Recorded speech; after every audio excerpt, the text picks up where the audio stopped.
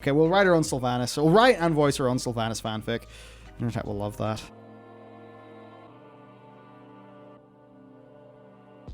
Next up on our list is, where are we going now? Oz. Roll the dice. We have the Ian Hazelcostas interview with Ausgamers, which, right, so this is a new interview that came out with Ian. Yep, today, just. To be honest, small interview, so, yeah, let's hop into it.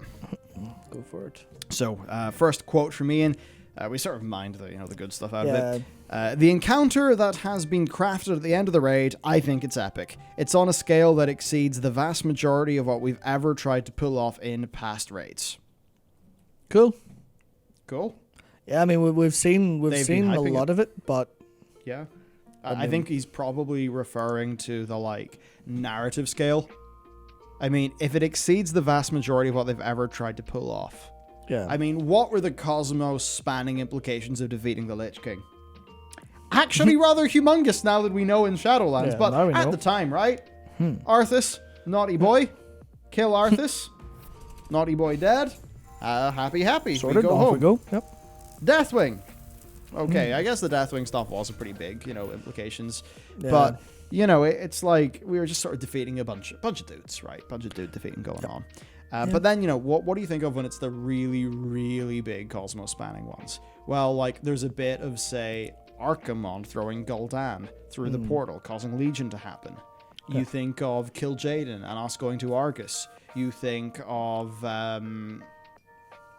Argus dying and then us seeing Sargeras for the first time. As we move into Battle for Azeroth, what was the big Venus for BFA? I mean, Zoth died, and then we went, all right. 72 gold. Yep. Job's good. Can we have a prologue or an epilogue? No. Expansion over. Epilogues take time away from the next expansion, so we can't have those. Yeah, so I think that basically means this is going to be something on the scale of one of those Legion patch endings that really got us excited for the next patch. Yeah. And that's pretty exciting. Yeah, cool. I mean, they'd need to make up for N'Zoth, because that was shit. But I actually do believe that they will have something massive here. Now, will players actually understand it or, be along in that story whenever they see it? I don't really know, because I don't know how much players actually are feeling the story much these days. But who knows? We'll see. I think it's probably going to be pretty damn epic, pretty spicy, and who knows what we'll see. It could be big. I mean, there is that thing that was floating around the Chans and a few of the other boards of the it's like a necropolis in Northrend. Oh yes, that's right. That is a leak. A leak. Much like the Stormwind Harbor full of ghosts leak. Yep. So who knows? Who knows? Mm-hmm. Oh, I mean, if they ended up taking us to Northrend, there's a bit of that could make sense, because we did start the expansion in Northrend. That'd be nice. I'd actually be like, oh, great, we're finally back. Our foot's back in solid ground instead of bizarre, ephemeral, spooky afterlife ground.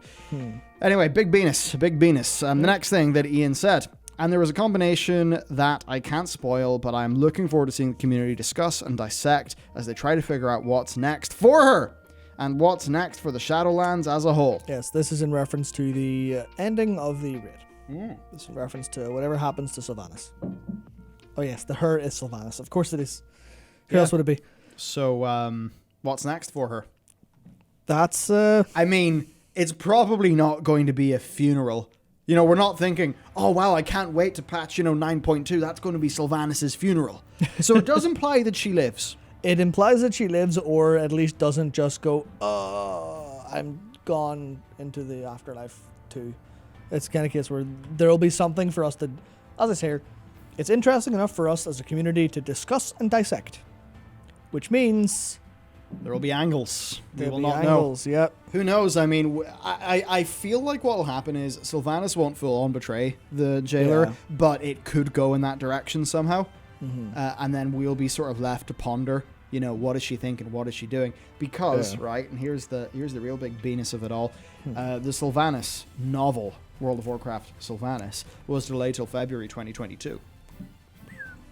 Right? From November 2021. Yeah. So I would have thought, right?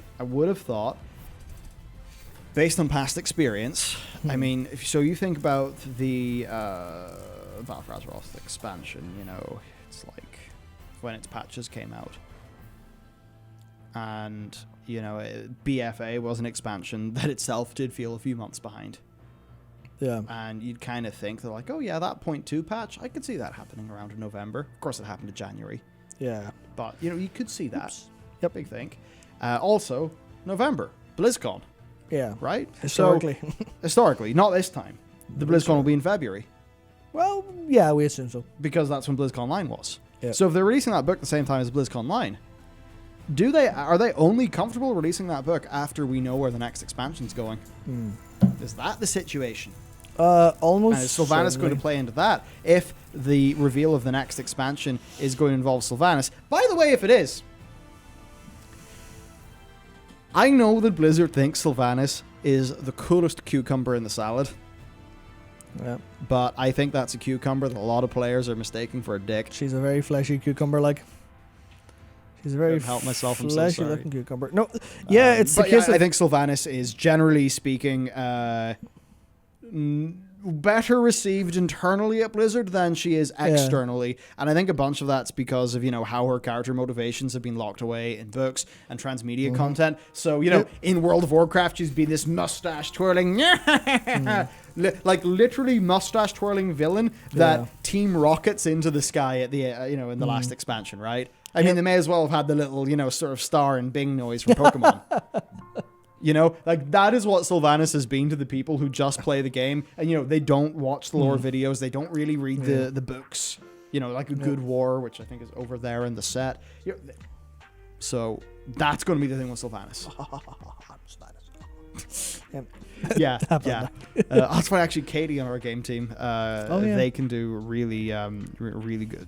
Katie does a great Sylvanas. Yeah. A great Sylvanas. We need to use that someday. We actually, Katie did great.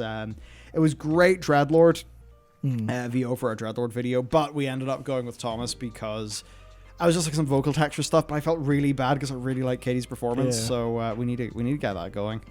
Yeah, okay, we'll write our own Sylvanas. We'll write and voice our own Sylvanas fanfic. Internet will love that. There. Actually, that's it. John can make some Sylvanas smut for the Patreon, because I believe that's how things are done these days. I mean, that's how the